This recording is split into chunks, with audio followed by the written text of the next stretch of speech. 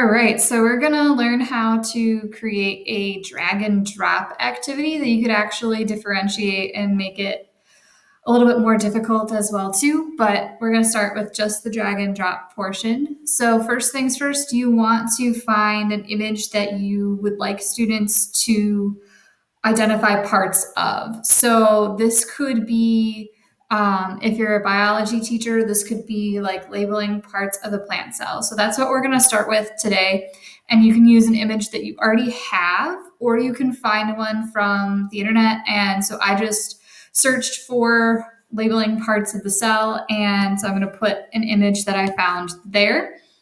So the first thing that I do is I put that image in, and then I'm going to make it as big as I want it to be. I do want it to take up a good portion of the slide, and I could also change the proportions of the slide to make it better fit my particular assignment.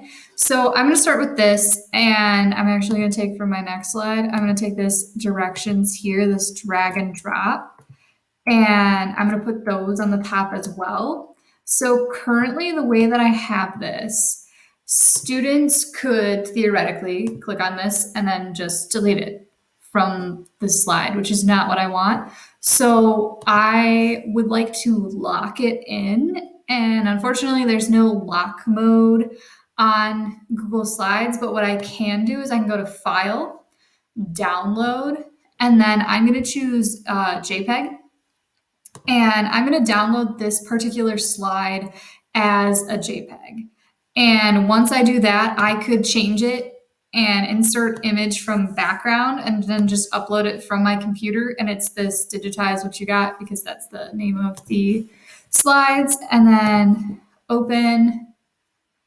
And then now this image is my background. So I can actually get rid of both of these boxes, and everything is there. No longer can I click on it. It's now a part of the slide. So next, I'm going to add in text boxes that will just have the different parts, and then students are just taking these and then dragging them into the correct slot. And then you could give them feedback by just maybe moving back ones that they got wrong, or just saying like, hey, try these few again.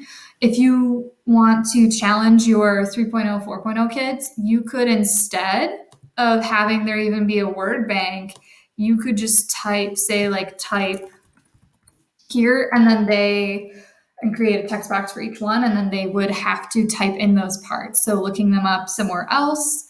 My other thought was that this could be used as notes. So this goes along maybe with a video that you're teaching, and kids are adding in the answers as they go, and then they can use this as notes later on. I also attached other options as well for what you could use drag and drop for, just so you can see from different backgrounds and different content areas what that could look like in your classroom.